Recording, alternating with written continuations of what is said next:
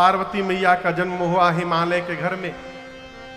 नारद जी पहुंचे एक दिन हिमांचल जी के घर। हिमांचल जी ने नारद जी का पांव पखारा।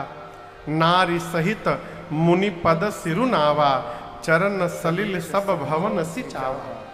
पांव पखार कर उस जल से पूरे घर को सिंचित किया श्री हिमांचल महाराज ने। और उसके बाद पार्वती मैया को बुला करके प्रणाम करवाया। और प्रणाम करवा कर क्या कहा, हे मुनिवर, आप मेरी बेटी की हाथ की रेखा देख करके बताइए तो इनमें क्या क्या दोष गुण लिखा हुआ है। जैसे नारद जी से हिमांचल जी ने पूछा, नारद जी बोले, महाराज आपकी बेटी तो समस्त सद्गुणों की खान दिख रही है।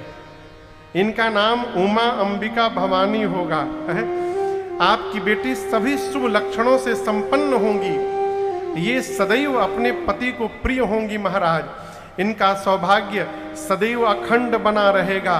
आपको इनके कारण यश की प्राप्ति होगी महाराज। पूरा जगत आपकी बेटी की पूजा करेगा। जितना बढ़िया बढ़िया था नारद जी सब बताए। हिमांचल जी बोले, हमारी बेटी में कोई दोष नहीं है ना? नारद जी बोले, बेटी में तो नहीं है दोष, लेकिन इनके जो पति बनने वाले हैं उनमें थोड़ा दिख रहा है। हिमांचल जी बोले, क्या दोष है? नारद जी बोले, आप नोट करते जाइए। अगुण अमाना, मातु पितु हीना। आपके बेटी का पति अगुण होगा। क्या होगा? जोर से कहिए। अगुण मने? अजय बाबू, अगुण मने? जिस जोर से कहिए, जिसमें कोई गुण ना हो। यही ना? यही जो आप बोल रहे हैं, यही हिमांचल समझ गए। नारद जी बोले, आपके बेटी का पति अगुण होगा। हिमांचल समझ गए उसका मतलब उसमें कोई गुण नहीं होगा। लेकिन ये नहीं है। नारद जी कहना चाहते अगुण यानी सत रज तम तीनों गुणों से परे होगा, त्रिगुणातीत। हिमांचल का समझ गए, उसमें कोई गुण नहीं होगा। नारद जी बोले अमान होगा। अमान यानी मान सम्मान से परे। हिमांचल का समझ गए, अमान यानी उसका कोई सम्मान नहीं करेगा। नारद जी बोले उसके माता पिता नहीं होंगे, मातु पितु हीना। हिमांचल जी पूछे कब मरे? नारद जी बोले मरे नहीं, थे ही नहीं। कब मरे का प्रश्न ही नहीं आता। शुरू से ही माई बाप नहीं थे उनके। मातु पितु हीना, उदासीन। आपके बेटी का पति उदासीन होगा, संशय रहित होगा। हिमांचल जी बोले नारद जी आप क्या क्या बता रहे हैं? नारद जी बोले अभी असली तो बताया ही नहीं हूं मैं। बोले मतलब? नारद जी बोले आपके बेटी का पति जोगी जटिल अकाम मन नागन अमंगल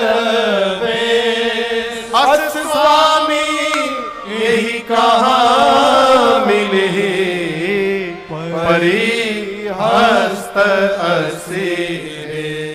बोले आपके बेटी का पति जोगी होगा। क्या होगा? जोगी। अच्छा आप बताओ, आप अपनी बिटिया का विवाह करने के लिए जाएं, अब जाकर पता चला कि लड़कवा तो जोगी है। ये पता चलते जोगी है लड़का, ब्याह करेंगे? तुरंत भागेंगे। जोगी समझते हैं? आप में से कौन कौन जोगी देखा है? पूरी भीड़ में वो बाबू हाथ उठाया है बस। आप में से कोई जोगी देखा है? जोगी उधर भैया देखे हैं, हम देखे हैं। आप लोग जोगी नहीं देखे आज तक? गेरुआ रंग का कपड़ा पहन के, माथे पे साफा लपेट के और हाथ में सारंगी लेकर के देखे हैं? सवेरे सवेरे गांव गांव घूमते हैं।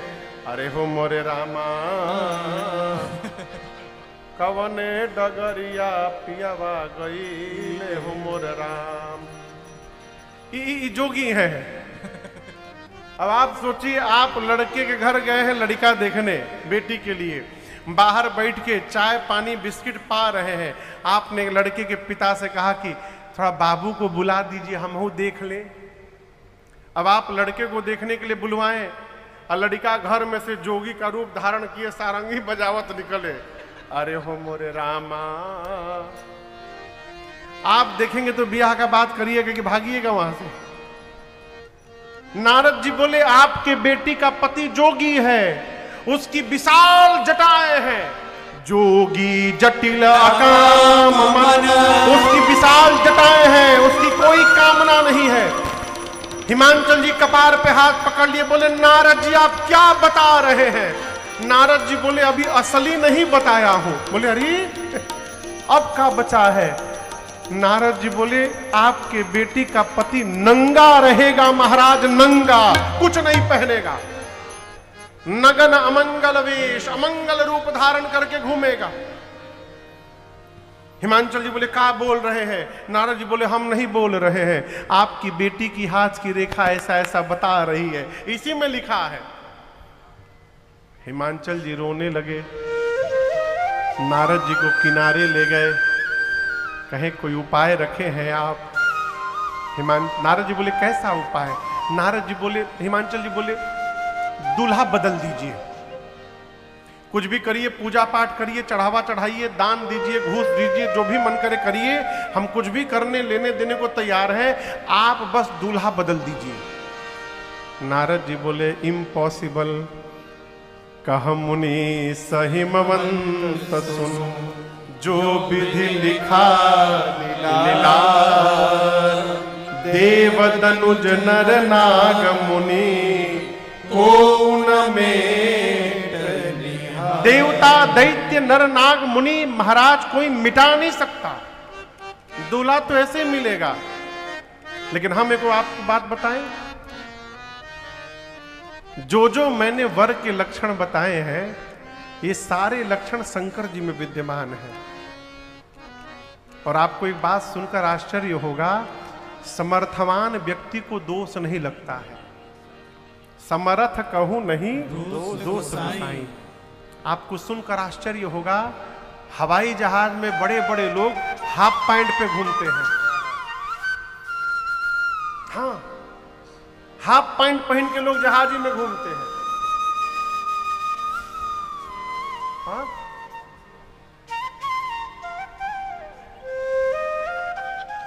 आपको सुनकर आश्चर्य होगा, लोग फटा हुआ कपड़ा खरीद के पहनते हैं, फाटल कपड़ा। वही गरीब आदमी यदि फटा कपड़ा पहन ले तो लोग कहते हैं दरिद्र है, इसके पास ठीक से कपड़ा भी नहीं है। अब बड़ा आदमी फाटल कपड़ा पहन के घुमाता है, कहाँ है फैशन? फैशन। हम जब कॉलेज में पढ़ते थे अपने, तो कलकत्ता में, तो एक दिन पैंट पहना था एकदम नया, और उसके बाद मार्कर पेन लेके आया था। और जो भी लड़का मिल जाए ना, उसे कहे कि हमारी पैंटवा पर तनी अपन साइन कर दो। पूरे पैंट पर आगे पीछे ऊपर नीचे सबसे सिग्नेचर करवाया था। हमहू किए थे, हमहू किए थे। ये का है फैशन। वो स्वामी जी कहते हैं समर्थ कहूं नहीं दोष गुसाई, समर्थवान व्यक्ति में दोष नहीं देखा जाता। रवि पावक सुर सरी की नाई। रवि यानी सूर्य, सूर्य भगवान की किरणें किसी के भी ऊपर पड़ जाती हैं, पवित्र पवित्र पर, उनमें दोष नहीं लगता। गंगा जी में जो बही जाए, लेकिन गंगा जी पवित्र नहीं होती। अग्नि में जो भी प्रवेश कर जाए, अग्नि अपवित्र नहीं होते। विष्णु भगवान शेष सैया पर सोते हैं। सांप यदि स्पर्श हो जाए तो शुद्ध होना पड़ता है। बराती हैं कि गए? उसी के अंदर गए थे, गद्दे के अंदर। अच्छा, उधर गद्दे में। हाँ, तो वही होंगे, अभी निकले नहीं है फिर।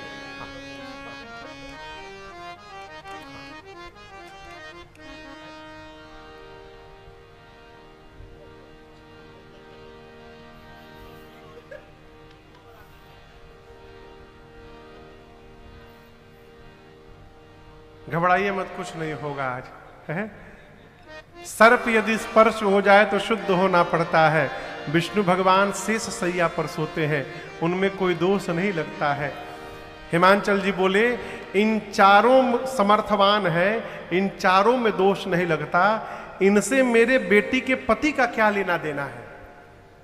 नारद जी बोले महाराज विष्णु भगवान, सूर्य नारायण, अग्नि देवता और गंगा जी, यदि ये चारों समर्थवान हैं और इनमें दोष नहीं लगता, तो जो इन चारों को अपने में धारण करके बैठा है वो महासमर्थवान है।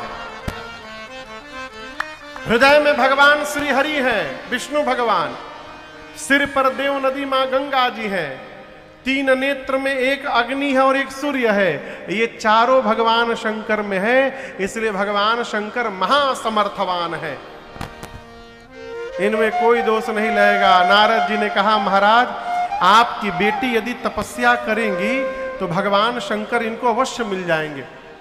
पार्वती मैया सुनी और प्रातः काल माता पिता को प्रणाम करके और धरे उमा प्राणपति चरना, जाय बिपिन लागी तप करना, अति सुकुमार नतन तप जोगो, पति पद सुमिरित जेऊ सब भोगो, समित नव चरण उपजय अनुरागा, विसरी देह तपहि मन जागा, संबत सहस मूल फल खाए, साग खाए सत बरस दबाए, दिन भोजन बारि बतासा, किए कठिन कछु दिन उपवासा, बिल पाती मही परई सुखाई, तीन सहस संबत सोई खाई, मुनि परिहरे सुखाने उपरना, उमई नाम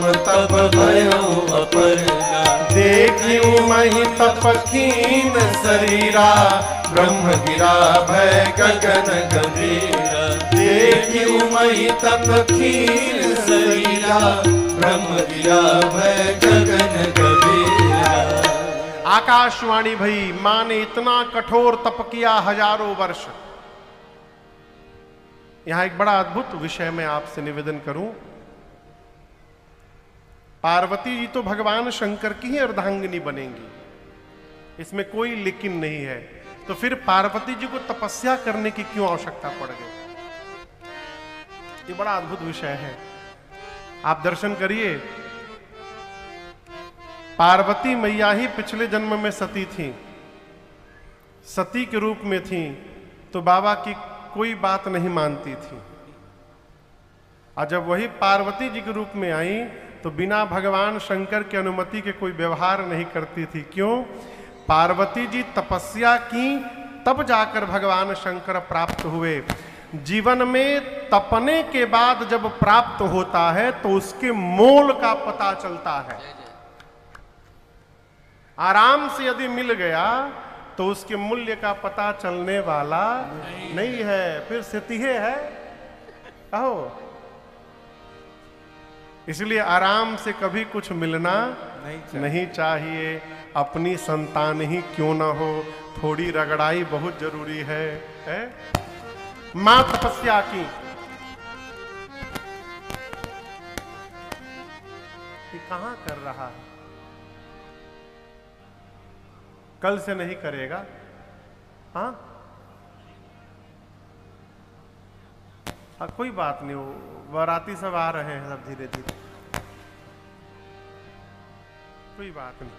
श्री राम श्री राम। हाँ। मां ने तपस्या की, आकाशवाणी हुई। आकाशवाणी ने कहा, हे भवानी जी, ऐसी तपस्या आज तक किसी ने नहीं की, आपकी मनोकामना पूर्ण हो गई, आप बहुत शीघ्र भवानी बनने वाली हैं। पिताजी बुलाएं तो अपने घर जाइएगा, सप्त ऋषि मिले तो आप हमारे वचनों को सत्य समझिएगा। इधर भगवान शंकर, जिस दिन से मां सती का शरीर शांत हुआ है, जब ते सती जाय तन त्यागा, जब ते सती जाय तन त्यागा, तब ते शिव मना भयउ पिरागा, तब ते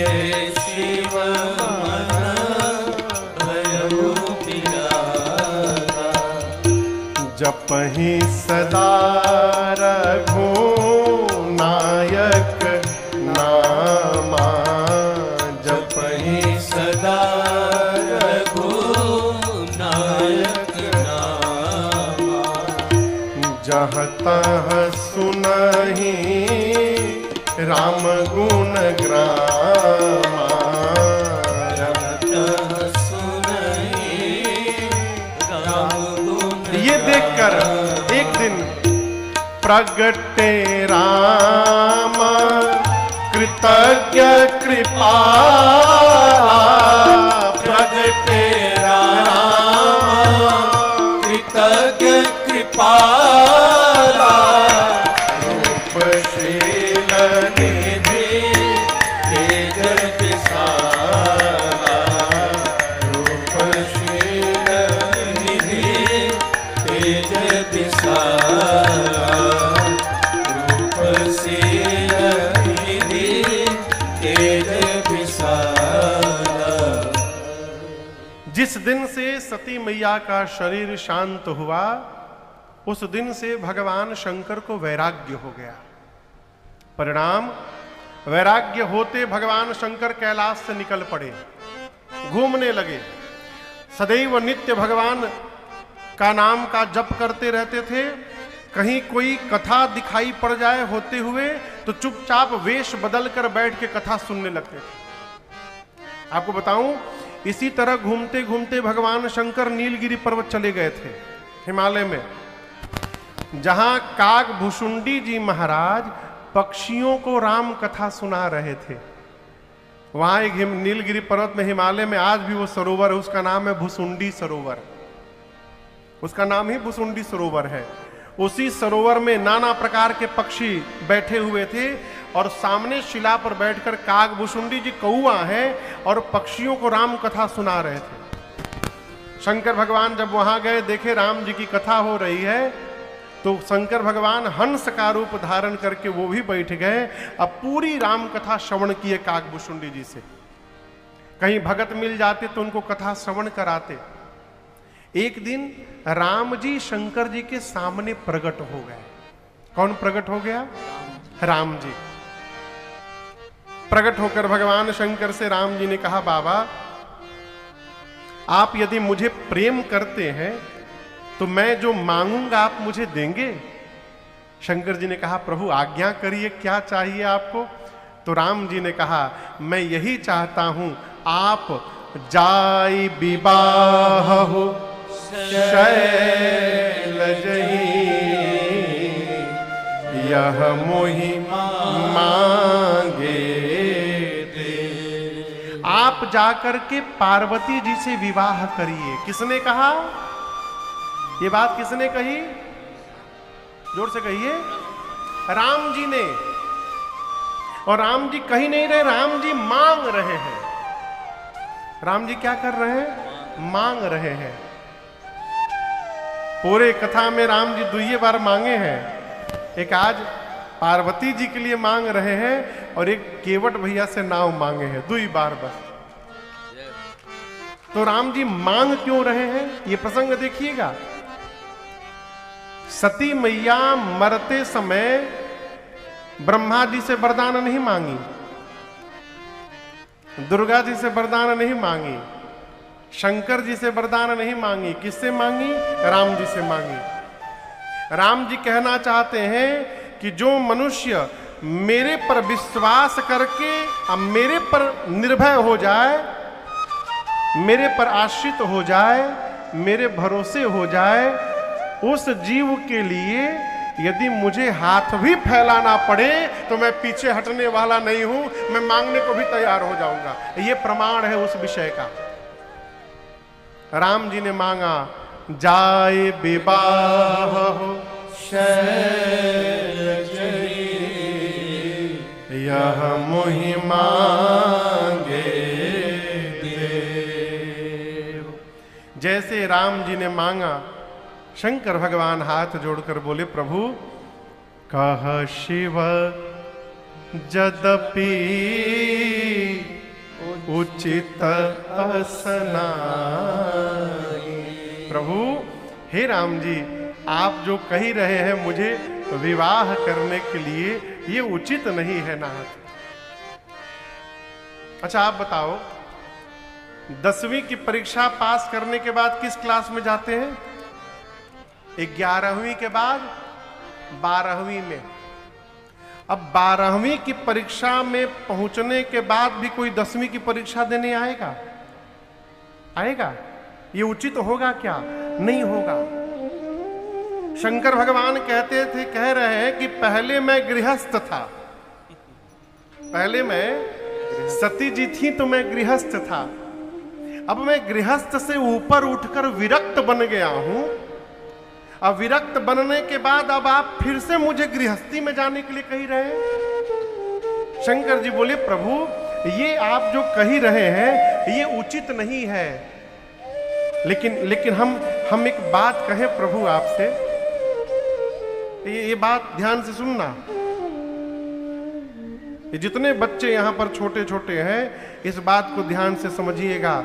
शंकर जी कहते हैं, हे राम जी, मैं एक नीति जानता हूं, मातु पिता गुर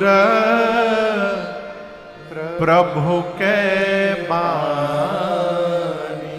जीवन में माता पिता, गुरु और स्वामी, इन चारों की बात को बिनहि विचारी करिय शुभ जानी। माता पिता सद्गुरु और स्वामी के द्वारा कही हुई बात पर संतान को विचार नहीं करना चाहिए, उस आज्ञा का पालन करना चाहिए।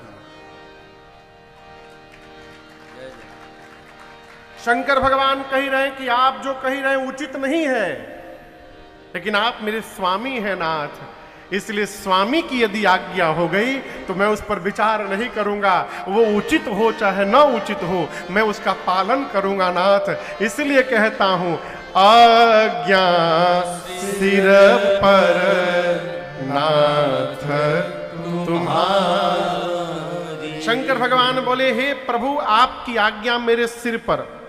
राम जी बोले, सिर पर नहीं, अब उर राखेऊ जो हम कहे। शंकर जी बोले, हम आपकी आज्ञा को राम जी सिर पे रखेंगे। राम जी बोले, सिर पे न रखिए, हृदय में रखिए। शंकर जी बोले, वो क्यों? राम जी बोले, सिर पर गंगा जी बही रही हैं आपकी, यदि कहीं सिर पे रखिएगा आज्ञा तो गंगा जी के साथ आज्ञा ना बही जाए, इसलिए हृदय में धारण करिए, सिर पे ना रखिए। राम जी बोले, हृदय में धारण करिए।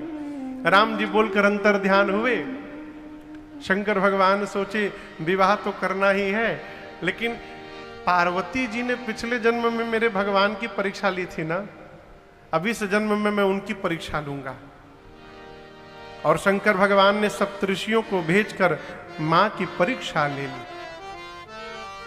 ये प्रसंग कहता है कि जीवन में एक निष्ठ होने का स्वभाव बना के रखिए। हमारे यहां पूर्वांचल में कहावत है, सतभतरा कार्यक्रम नहीं ठीक है। समझ रहे हैं?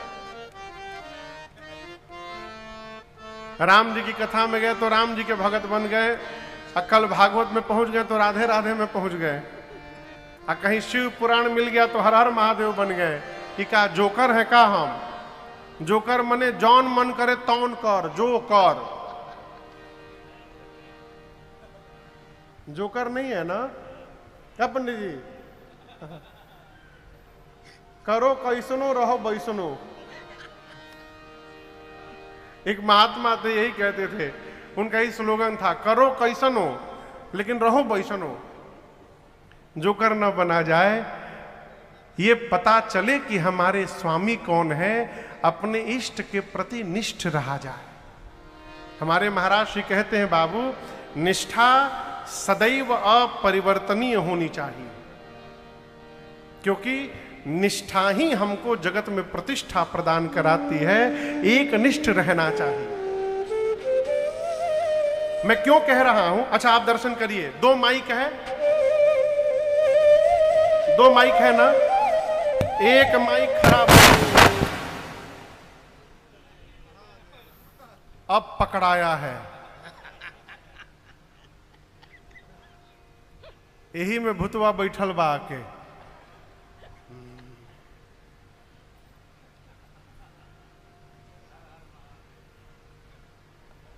ऐसे जगह आके बैठा है जहां कोई डाउटे नहीं कर सकता। अब दर्शन करिए, यदि ये माइक खराब हो जाए, ऐसे भगवान न करे हो प्रभु, उदाहरण दे रहा हूं, यदि ये माइक खराब हो जाए तो क्या कथा रुकेगी? क्यों नहीं रुकेगी? कहिए, क्यों नहीं रुकेगी? क्योंकि इसका विकल्प है यहां पर। इस माइक का विकल्प यहां पर है। यदि ये खराब हो गया तो इसके साथ का संकल्प टूट जाएगा और विकल्प के साथ कथा आगे बढ़ जाएगी। लेकिन कल्पना करिए, यदि एक ही माइक हो, यही केवल हो और खराब हो जाए, तो जब तक ये ठीक नहीं होगा कथा नहीं होगी, संकल्प समाप्त नहीं होगा, संकल्प बना रहेगा। ये कथा कहती है जीवन में यदि विकल्प हो गया तो संकल्प टूटने से कोई रोक नहीं सकता। इसलिए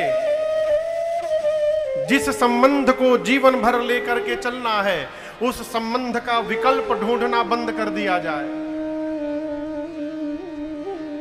आप समझ रहे हैं मेरी बात को? जहां विकल्प ढूंढा गया, आज नहीं तो कल संबंध समाप्त होगा ही होगा।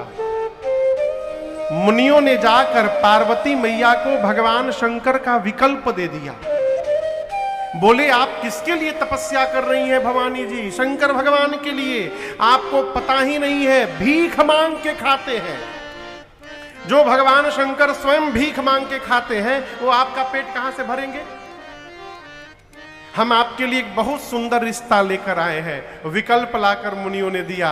क्या? विष्णु भगवान से विवाह हो जाएगा आपका। एकदम एकदम हम गारंटी लेते हैं, उनमें कोई दोष नहीं है, बड़े सुंदर हैं। तब मैया ने मुख खोला। आपने आने में देरी कर दी मुनिगण। क्यों? हमने तो शंकर जी को अपना पति मान लिया है मन में। अरे लगन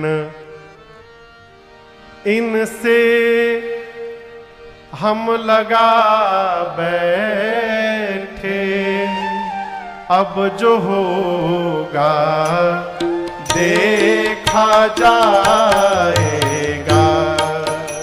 लगन इनसे लगा जो होगा देखा जाएगा। लगन इनसे लगा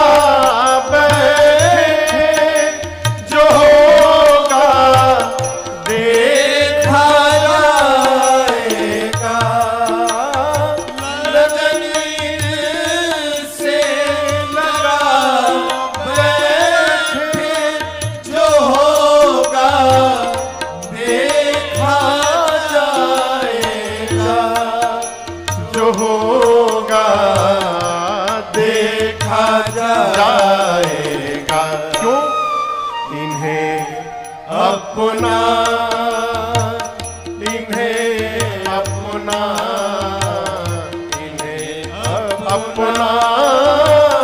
बना बैठे, जो होगा देखा जाएगा। अपना